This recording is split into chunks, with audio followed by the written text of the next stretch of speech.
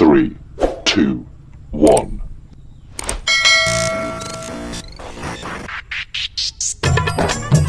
अनिरुद्ध जय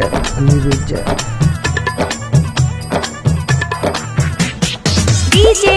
अमित तिवारी जे अमित तिवारी जे अपहर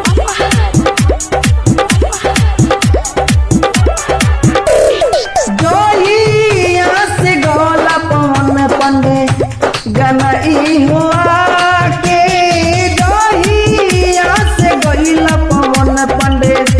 गनई हुआ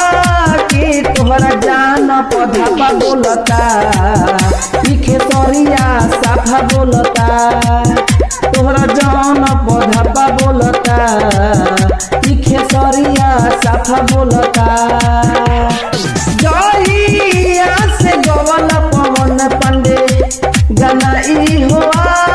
के जोहिया से गोवल पवन पंडे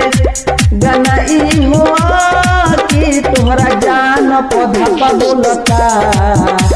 खेसरिया साफा बोलता तोहरा जान पौधा बोलता खेसरिया साफा बोलता डीजे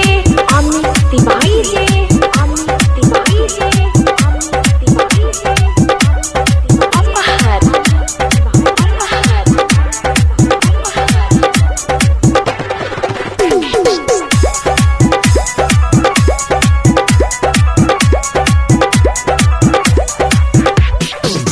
माफ कैदा हो गईल गलती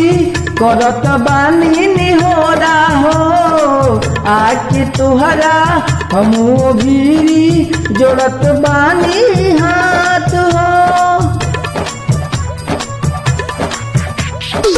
हो गईल गलती माफ कदा